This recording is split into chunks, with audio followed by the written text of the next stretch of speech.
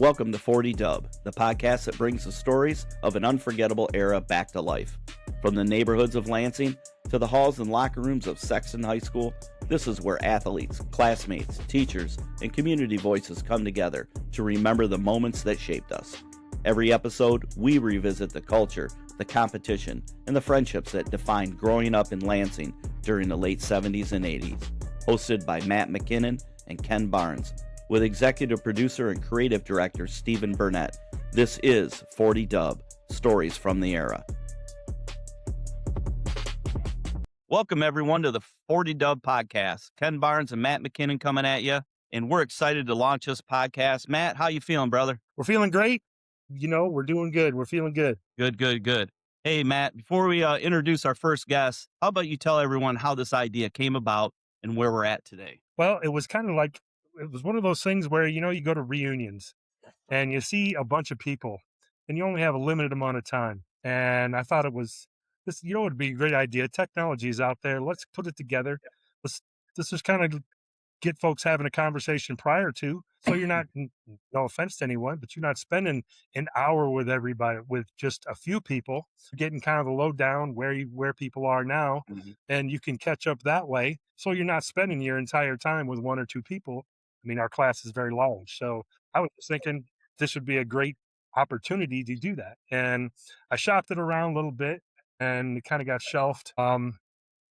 And then I said, you know what, I should press this. I should see what's going on. And so, I reached out to Mark, and he just started his business, and he's too busy, and rightly so. But then I had the idea, let's talk to the punter, Kenny Barnes. And it just so happens that you were on your way to Washington, D.C., and you were going to meet up with Steve Burnett, this is his wheelhouse. And so from that conversation bloomed this thing, and it has gone nuts. You're right. It has. Like you said, I met up with Steve and I pitched it to him, and it was just like, hey, Matt was talking about this. What do you think? His eyes blew up, and he's like, I'm in. He said, I don't even know what it's about, but I'm in. And yeah, it's just gone berserk. But yep. And excited to do this with you, brother. So without further ado, our first guest on the 40 Dubb podcast was in football, varsity club, Oracle staff, all homecoming court, and class president.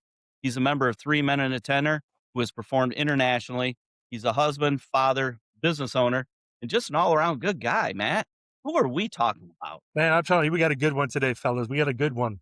When you see this guy, you just know everything's going to be all right. He once had hair, but not anymore. He likes pina coladas and getting caught in the rain. The class president of 1986, Mr. Mark Stiles. Man, honored, fellas, honored. Thank you. Yes. Yeah, it's great to have you on here, Mark. We couldn't think of a better guest to launch this podcast.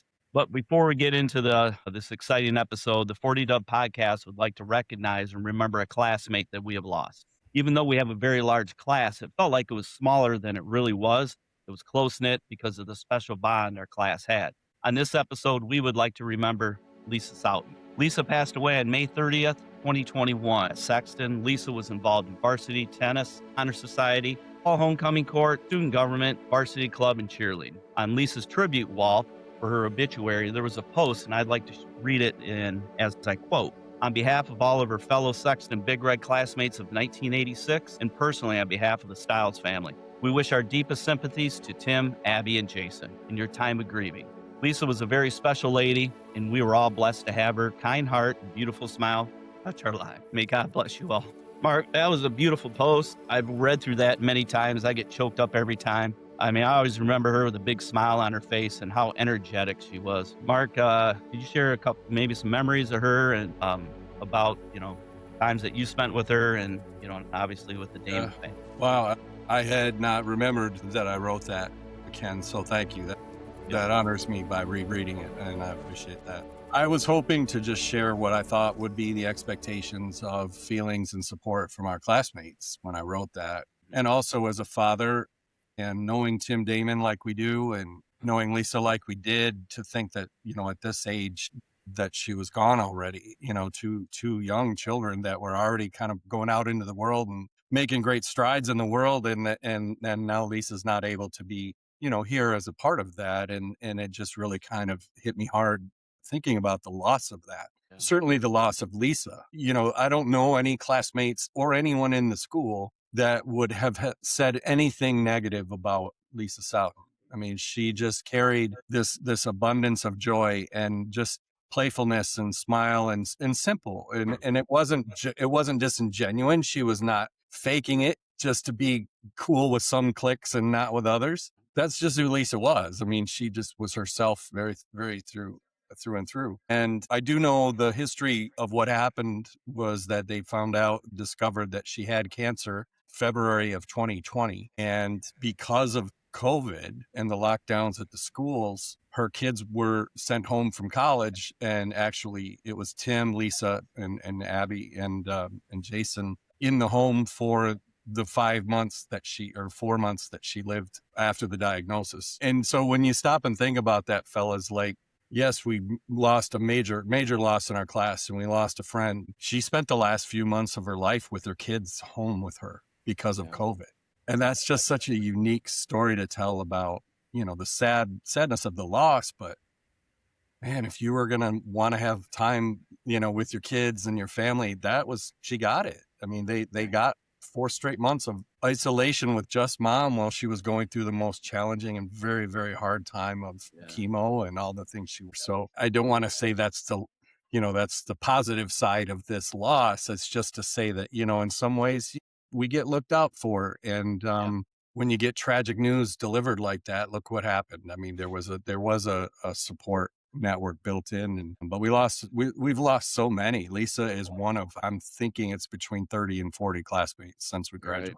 Yeah, like you said, that, unfortunately, because of COVID and all that came with it, it was actually a blessing that, the family was able to be there, as a unit. And I'm sure that ooh, probably meant a lot to her. Yeah. Yeah. I can see you're moved, man. I feel the same way, Kenny. I mean, we have a bond with our classmates that's very, very special and very Yep. rare. And losing any of them this early in their lives, and some of them we've lost 20 years ago now, 30 years ago now, some of them. Yeah. And as we get closer to the reunion, we'll share more on the internet, on the Facebook pages about it. But I am planning to spend some time in the actual event to honor those that we've lost, and not to be dreary. I think it's really just an honorarium of, when we get back together, these are people who would have been here with us. And Exactly.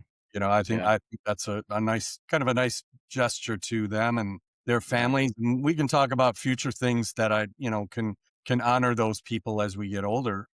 Right. It's more than just being classmates. Then you're actually like part of each other's lives, and that's what it should be. Exactly. Celebrate. You hit upon it, with our class reunion coming up. Obviously, you're the class president. You just, current. No. Oh, The senior class presidency, yeah. No, you're it the whole time. man. I'm ready to turn Hey, it over. and obviously we have info on Facebook, trying to get people interested, getting to coming. And we've gotten some good ground on that. For those that are going to be watching this podcast, can you tell us a little bit what they're going to expect the reunion, what we have planned, how to sign up? Sure. The event is Saturday night, August 15th from 5 p.m. to 10. 5 to 6 is social check-in, register, a few drinks, socialize. 6 to 7 or 6 to 8, we'll get everybody around some great, fresh, homemade Italian food at Tony M's is where we're having it. Tony M's out on Kreitz Road. It's on the west end of Lansing. Yourself and Vicky Key and I, when we were talking about locations, thought that it would be best to be on the west end of town because it's close to a lot of the larger hotels, right off the highway for people who had to travel in and may need hotel housing. It's close to that. It's also close to a lot of other restaurants and places to go out on the west end of town. Not that they will want to go too many places in that night, but maybe the weekend. So the event is 5 to 6 we socialize, 6 to 8 we eat, and then 8 to 10 Kenny White, the butcher. The butcher's going to play some music just to get the place hopping. We remember what that was like. If we've forgotten what it was like to be on a dance floor together in a mixed demographic and good dancers and horrible dancers, who cares? It is time to just let it loose and just have some fun together. Yeah. It's not going to get easier for this part of it. at the 50th, you know, the dancing part will definitely look a lot different in 10 years. No, but that's the goal. So we also are looking at a Friday night event. My vocal group, Three Men and a Tenor, actually has a concert that night, the Friday the 14th, out at the Lake Lansing band shell that people can come to. It's free, starts at 7. We're also looking at possibly on the other end of town for people who don't come to the concert, they might be able to gather with some Everett High School students that we were classmates with at Dwight Rich. That might also be happening. It's not confirmed yet, but we're looking at that kind of event. And then Sunday, the day after our class reunion, people are talking about getting together for brunch or possibly heading to Edgerew if they want to go roller skating. It's the old school skate on Sunday night. So you get 3 days of events, Ken, and I've done this 4 times now, and I tried to make sure that there was something for everyone's price range. There was something for all 3 days of the weekend. If people spend a ton of money to fly home, I want to make sure it's more than just a 5-hour event at a banquet center. You know, I want to make sure there are other opportunities. And so I always invested in trying to make sure there was more than just the one event to do. And in this case, here's the 4th one that we've done where there's a Friday, Saturday, and Sunday type of option. So we're trying to make sure everybody gets a chance to get together. Yeah. Yeah. It's going to be a great time. I'm looking forward to it. You know, seeing old classmates and, you know, just reconnecting. And I'm sure we're going to pick up just like we were in high school. You know, we're just not going to skip a beat. You know, it's going to be a special time. Matt, I know you're coming. Oh, I You got better my be ticket. bringing your A game. Oh yeah, I'm ready. I'm ready. I want to see some of those people who just sent the love when I was recently in the hospital. So I got, you know what?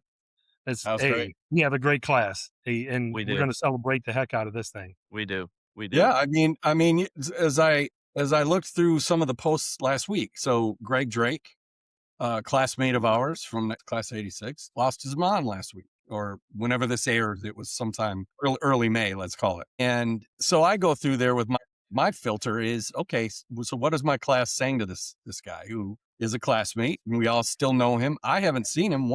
I saw him one time when he came to the 20th reunion. And prior to that, I hadn't seen him since high school. And I looked down the list of the comments, guys, and our class, there had to have been 20 or 30 people who sent their sympathies and said they were sorry. And is there anything I can do for you, Greg? And come on. These are people who don't see each other every single day, right? They're just communicating their love and support for a classmate of ours. And, you know, the 3 of us have talked before, and I had a nice talk with Steve. When we see the things out in the world that our classmates are saying and doing to each other that are they're not big red love, let's call it that, right? It's just this, when you see the class come up, step up and support Greg Drake when his mom passes away, which would you rather have?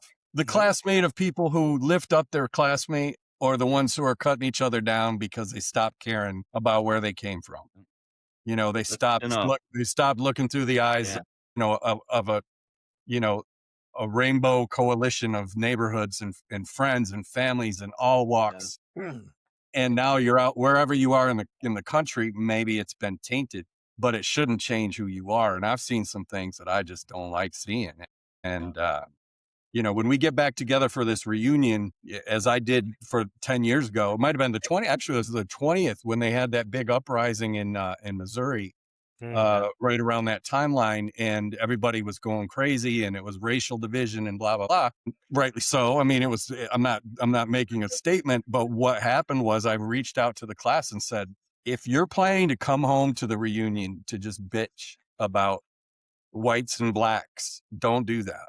Don't come, because it's just, unless you want to come to try and help heal, I'm okay with that, you know, if that's the conversation, but it's not who we are. And we know that it was not part of who we were. You know, our parents were the same. If you were rich in Lansing in 1986, you know, it wasn't noticeable. It was really there. I mean, there were a handful maybe that had more than others, but I think just the genuine kids we were is what I miss so much about humanity. You know, you just kind of reach out, help people, and that's what makes us who we are out in the community. Well, you know what? I find that sometimes I see a lot of different posts and stuff, and I see people from the class doing this. And quite honestly, those who know me know I'm not afraid to say, hey, y'all need to pump the brakes. Remember where you came from and who you talking to, right? Because it's all about respect. And that's what we always had, respect for one another. Didn't matter who you were. You just be able to look into someone's heart and see what they're all about. It's not about outside. It's about what you got inside. You know, and Yeah. I've heard from classmates, about how there was racism throughout the school when we were there, and I've since we were there, I've heard this. And my point is not to argue that with them. My point is surprise, and my position on the being surprised by that is tell me some of those examples, because while we were all there together, I wouldn't have noticed it enough to think that it was an issue, but I'm not saying it didn't happen. Right. So in that process of the conversation, I would say to people, please inform me. I'm here to listen right now. Cause I thought we all got along great. I thought we supported each other. I thought we were brotherhood of colors. Right. And Yeah. yet there were stories I've heard since then that it wasn't great. And it wasn't, there weren't, it wasn't that great for some different Right. demographics. So, but again, I would say that Sexton as a whole allows for that to still, if it happens, we were able to somehow work through that if we didn't notice it. Right. So, Right. Yeah. there's something to that. Yeah, you brought up something earlier about, neighborhood and, just kind of this community. How did your experiences in Lansing and at Sexton influence your life and shape your work with your band, Three Men and a Tenor? In so many ways, Ken. I really feel like I was blessed with one of the best childhoods of interaction with all the races, all the ethnicities. I say the Rainbow Coalition, but I grew up on the South Side. I was a Wainwright kid, and we would have gone to Hill instead of Sexton if they hadn't redrawn the boundaries and closed that school. But when I go out into the world these days, and certainly with my group as we've toured all over the country and throughout the world, there isn't a room where I necessarily feel uncomfortable walking into, despite maybe a difference of color in the room or personalities or cultures and things like that. So I'm thankful. Right.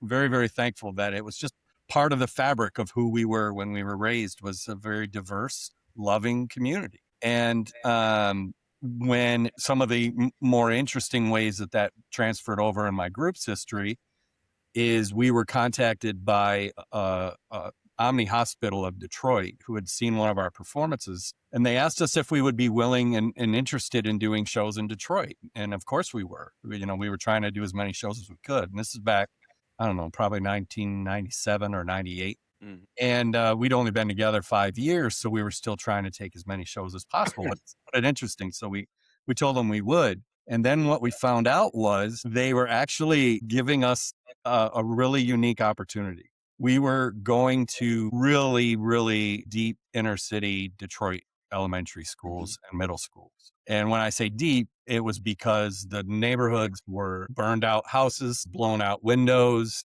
shattered, no roof, tarps on the roof, glass all over the street, and on the sidewalks, and trees knocked over, and things that had been burned in the neighborhood. And we turn off from the highway and we're driving through those neighborhoods thinking, is the school in this neighborhood? Like, really? There's a school here? Yeah. And we'd pull into the school. These school shows were some of the most amazing, life-changing things I've ever done in my life. These kids were told they were going to hear male singers for their assembly, and they brought them down to the cafeteria or the auditorium, depending on the school and if they had a stage or not. But the principals would come out and say, okay, students, settle down. We're going to have male voices today. And the kids were like, hey, awesome, it's going to be great. And then they're like, please welcome 3 men and a tenor. And we'd walk out and they're like, whoa, it's four white guys. And so what would happen is they started, and I say they, I mean kids, like elementary school age kids. So they started with that sort of skepticism, right? We understand. So, but we were singing Motown songs and old classic rock and roll stuff, and just playful music was part of our show. It still is part of our show. But it connected with those kids in a way that by the end of these assemblies, the teachers would get the kids up out of their seats and do the locomotion line down the auditorium aisle. Or through the cafeteria, and the whole school's dancing, and the principal's finally connecting to these kids. And we would turn the principal into Elvis during one of the songs. And we were always just engaging. And there was just this love. It was just honest, genuine love, because we should not have been received like that.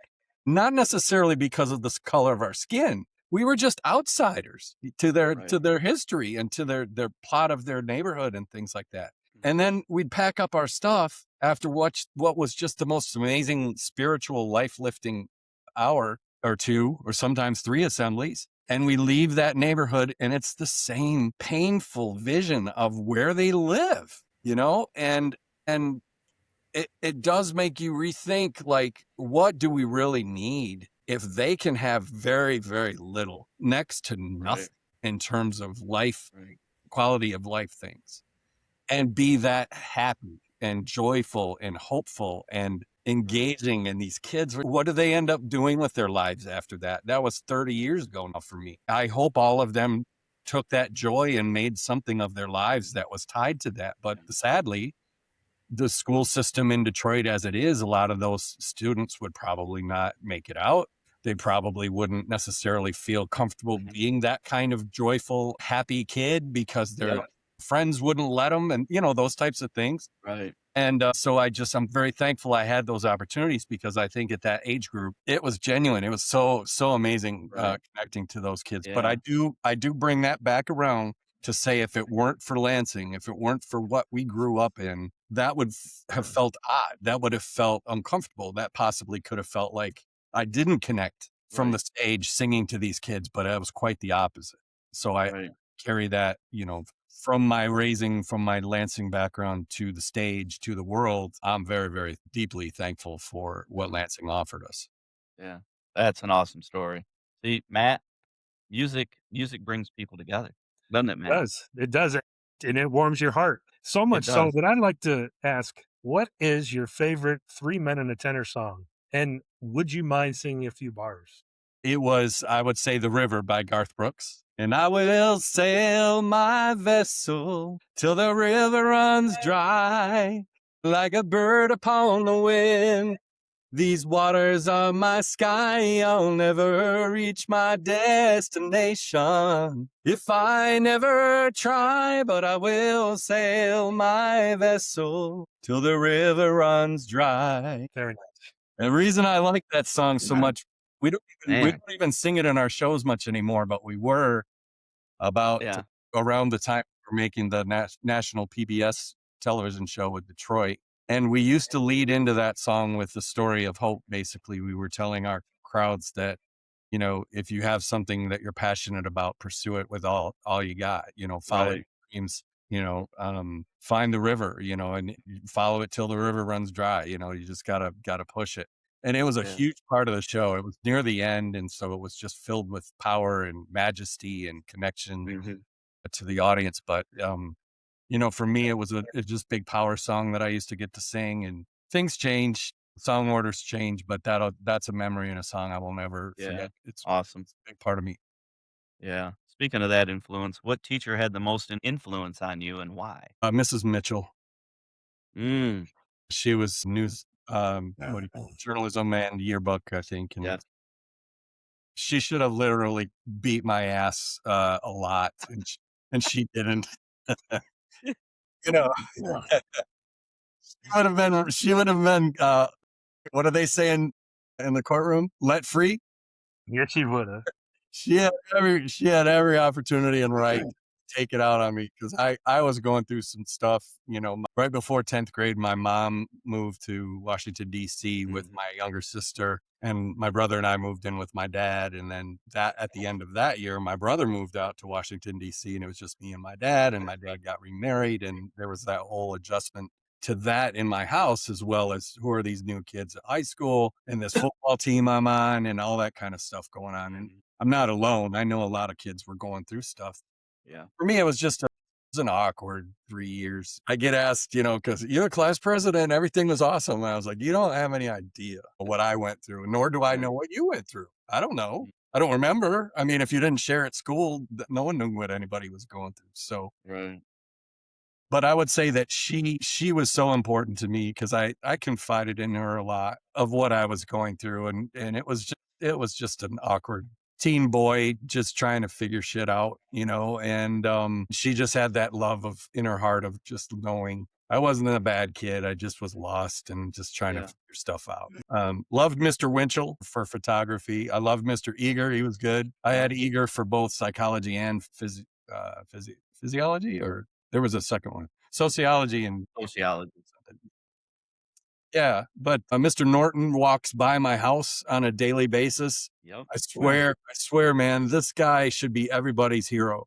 He walks 3 to 5 miles a day, and he's the way his body is now, and I think he's upper 80s. He's probably in his upper 80s. He's so hunched over because he doesn't have a lot of, he doesn't have a lot of strength in the back. This man's out there. I have no reason not to when I see Mr. Norton walk by. Yeah. But he said to say hi to everybody. I told him we were going to have our class reunion, and he did say he had a deep love for the class of '86. Yeah, you sent me a picture of you 2, a few months ago. That was awesome to see him. It And really was. I got to know him a few years ago because he and his wife went to Holt United Methodist Church, where Stacy and I took the girls. And I have 3 daughters, which was something that I witnessed Mr. Norton just show love for my kids. I mean, he every time they'd show up at church, he was right there just welcoming them and saying hi to them. And I was like, who is this guy? This is the same guy we had in high school. A little different. Well, Different. Yeah.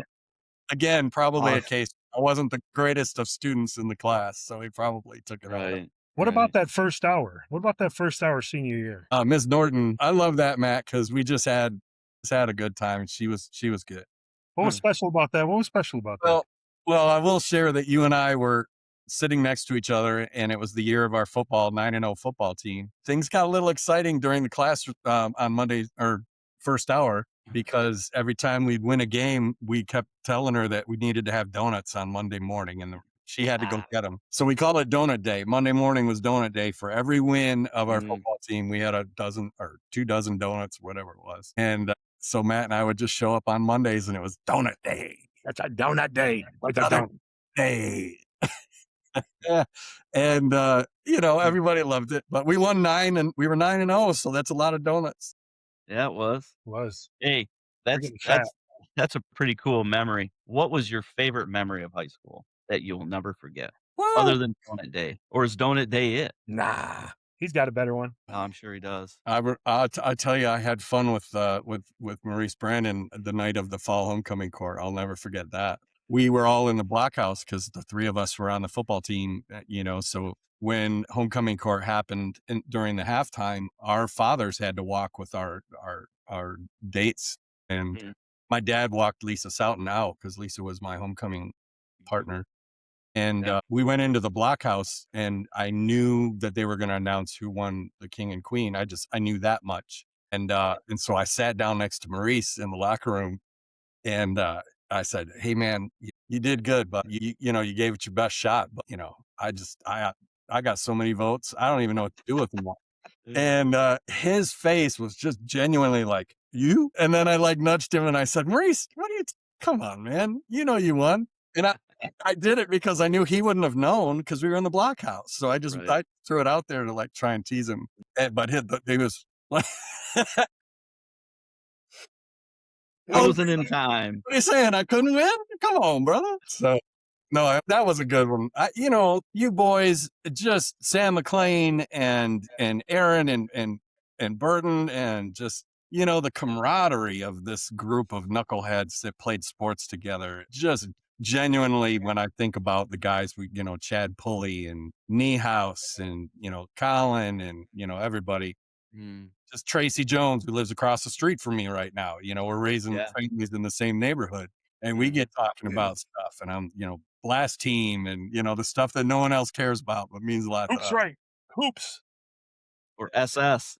Yes. Blast Team. Yep, I was on the block. Yeah.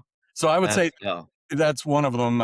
Just it's just a playful moment, but I don't have a lot of to be honest. I'm not even sure I could find the cafeteria, so I've lost a lot of memories, very specifically. But I just hold on to a really good feeling of what we all were for each other during all of that. Yeah. And I'm thankful for that. Yeah. Can you tell me how special our principal was? Of course. Great man. Great daughter. How he allowed Awesome daughter. afternoon announcements. Dr. Carnegie was a trendsetter way before his time. That was awesome. And I will use this I think he Oh, where'd he locked up. go? to He reflect locked back up. on all of the We'll morning get him back. announcements we used to do. Um, We might need to Oh, redo that and intro too, because am I I frozen? hesitated, and I don't like that. I okay. think I'm frozen. Yeah, he's locked up. You guys are frozen. Steve, you wanna text him? And that's a great look with him locked up. It is. Is there anything left we need to cover that we haven't covered yet? Oh, he's off. I wanted to bring the only thing I wanted to do either what piece of advice you would give your 18-year-old self now maybe, or something interesting or funny, unbelievable. Other than that, I think we hit him $15. with the 15 when we get him back. But yeah, let's loop back to that question. Announcements. You Yeah, got a better I need one more question for the 15. Funniest memory of high school. egg drop, egg drop. Did you participate? Alright, he's coming back. Okay. Sorry, my screen froze, so I and then it disconnected somehow. So I hope we can We're gonna start from do there. some back That's start fine. again. So, can you tell me how I don't even know. Cut. I don't even know how what's the right word to describe that? Oh, How progressive? How he's back. what do you think? What is Mark? Mark, can you tell us a little bit about the afternoon announcements? Well, see the genesis of the afternoon and morning announcements was that I had heard Bill Stroop and Bruce Bolthouse doing these morning announcements and afternoon announcements to be part of the drama club and the theater, the play, and very clever and very entertaining. And I thought that was great. I wasn't in it, but I thought they were doing a good job of promoting it. And I was kind of responsible for, the senior class Rotary Club and also the senior t-shirts and the varsity club itself. And some of the things that I was responsible for, we were able to do morning and afternoon announcements for them. But I couldn't resist. I figured we could probably write some things that were on par with what Bill and Bruce were doing. So I did. And so there were memorable songs like the Toys for Tots song that Matt, you and I sang together for the Toys for Tots toy drive, where you bring the. Are we going to sing this? I'll do background. Ready? You bring an old toy into the school, but it Fonzie, I guess you're just too cool. You put it in the box in the foyer. Yeah, yeah. And help make a needy child's day. Bring the Tonka truck. An easy bake oven open in the sun. To give a child some Loving, yeah. Uh, 40 years, baby. of them. wow. I guess the most controversial would be the one that Jim Finch and I did for the varsity club, where we did the white boy rap. Totally in that era of the Fat Boys, who were all over the radio, and everyone liked them. Didn't matter which color of kids. Yep. Everybody liked the Fat Boys. So I wrote the white boy rap for the varsity club, and Clyde stepped back for us to do our thing, and he was trusting, bless his soul. He was trusting. And we did it, and it wasn't necessarily offensive, but I guarantee you it doesn't go across school airwaves anymore. No. It was a rare spot, but Yep. man, he was again, a blessing to all of us that we had a level-headed, big-hearted, someone who just loved kids, and he really did do a nice job of balancing out the different, walks of life that were in that school. And, Yeah. the bow tie every day, right? Wasn't there a bow tie every day? Pretty Yep. much. And Pioneer. Alexis was such a sweet gal too. I mean, he raised great Oh, kids, yeah. too. So yeah, we were fortunate. We didn't have a boss. We didn't have somebody walking the streets to, or the hallways to like lecture kids all the time. He Right. just kind of kept us in line. When I was describing parenting to a family member, and they're like, what was it like? And I said, I was like the bumpers in Bumper Bowl. I didn't feel like I had to, be on top of my kids all the time to make sure they hit the Right. strikes. What I did was just keep them from going in the gutters, Mhm. and correctionally parenting that way. But I think he correctionally, kind of took care of the kids in the school, and that allowed us to be real. We screwed up, Yep. all of us screwed up, but we didn't have that same sort of like walk the line and you're punished. And it just allowed us to kind of mess up and be kids, and I think we benefited from that. And I remember him whenever we won a game, where did we drive down? We drove down Verlinden. His house was right on the corner. Yeah, The bus stopped, honked the horn, yeah, and he was out there. yeah. No. He was out there. Yeah. Oh man, he was such a gentle person. I mean, he could be firm, Yes. but he was firm, but he was fair. Oh. He treated everyone with respect. I think so too. And I think he kind of put it back on us to learn from our own mistakes, right? So Mhm. part of the lecture was, come on, man, you're better than that, right? You're better than Yep. that. And I think Mhm. that went a long way in our age group back then. Yeah, it did. I don't think that works now because they're just like, whatever. I go home and I still run my own house. But Right. Right. He I, modeled the behavior. yeah. It was Yep. That's true. Yeah. We All talked, right. Time.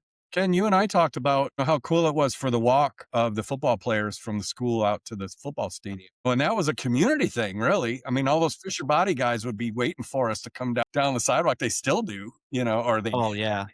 I'll never forget that. Us walking out hand in hand, walking down the sidewalk, band in the background. You could hear yeah, them getting louder and louder. Cars honking, people yelling, yeah, guys up on the green monster. In the doorways coming out, and man, I'm getting chills right now thinking about it.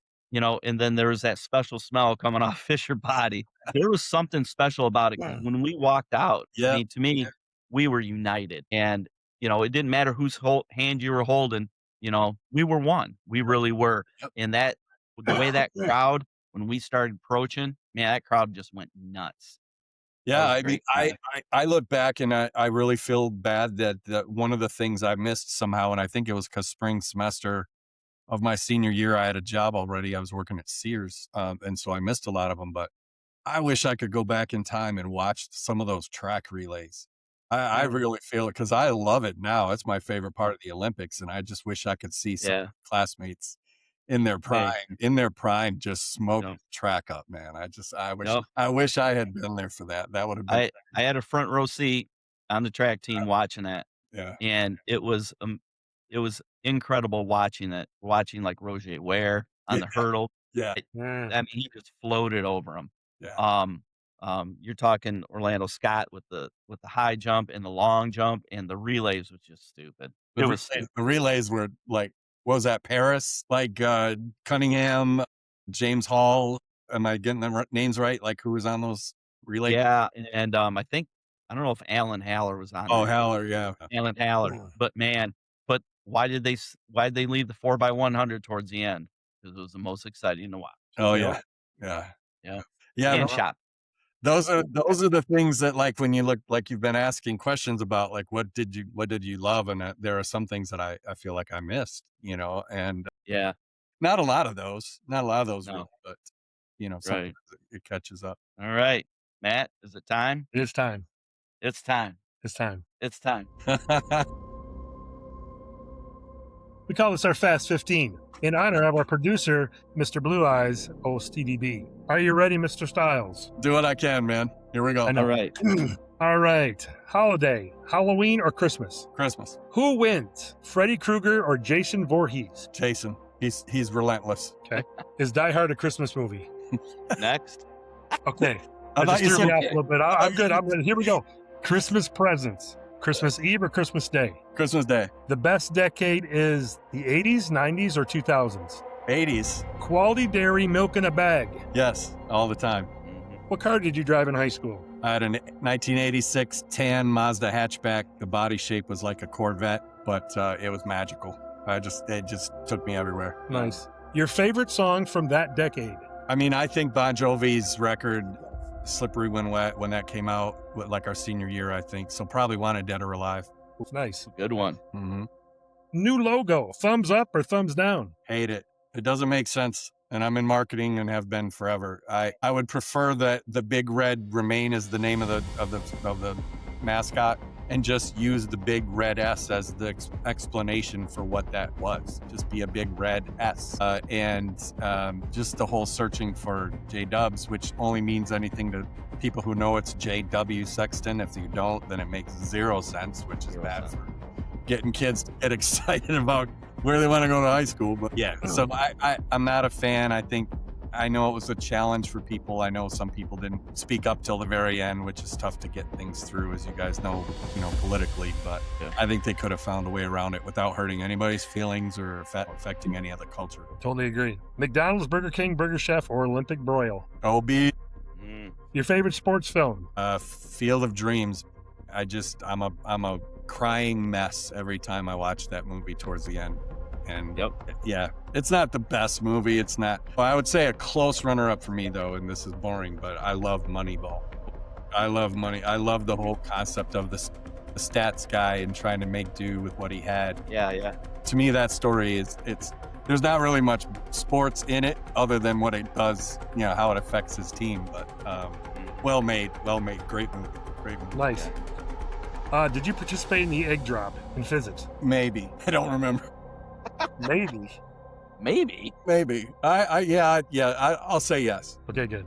It probably broke because I don't remember. Have you ever heard of an extra point red? Yes. That's for Mr. Finch. Finch. Sorry. Yeah. The number one landmark in the Lansing area. Ooh. I love Beaumont Tower. Like it? If you could trade places with anyone, who would it be? My wife, to experience what it's like to be married to such a wonderful man like me. Wow, I didn't see that coming. Let me take that back. I mean, And I don't think she did either. You change that answer? You can. Nope. We'll send her the clip. That snippet right there. That's a problem. That's gonna be a problem for you. No, I don't even know what made me connect those dots, man. I'm sorry. Yeah. No. That actually is a really good. That's a really good answer. It is a good answer. I mean, I wish I would have thought of it myself. Yeah. She was going with that. You're going with that? Yeah, because she won't watch this. Love it. She won't see this unless you guys post it to my page or something. Then she might. Well, that could happen. Well, Extortion. That could happen. I love All right, our last one. Are you ready? If you could invite 3 people to dinner, living or dead, who would it be? Matt, Ken, and Steve. What are we having? Ooh. Let's Broil? let's put some steaks on the grill, brothers, and let's maybe cook up. Yeah, man. Throw some. Digging it. You have completed the Fast 15. Yeah. All right. Yeah. Awesome. Awesome. Better take that off. All right. That was awesome. Those are great answers. I gotta say, man, I love the jerseys in the background there, Matt. That's. Thanks. I tried to put one on, and it came up to your belly shirt. It wasn't cool. So I figured I better hang up. But Kenny, I love seeing your show of service behind you there. Yeah. I appreciate all the years you put in. Well, he's got a cool one back there too, the Michigan State one. Is that on the right? To my right, behind you? Yeah. Oh yeah. My guy at work made that for me Nice. because he knows I'm a State fan. So All right. no, I appreciate that. You know what, Matt? That was a great episode. Mark, thank you for being our first guest. We couldn't think of a better person to launch the first 40 Dubb podcast.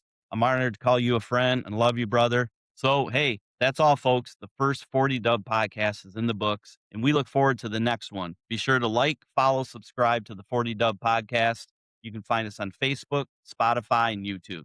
On behalf of Matt, myself, and Steve Burnett, the wizard behind the curtain, doing all the stuff in the background, this is 40 Dubb. Stories from the era. Awesome.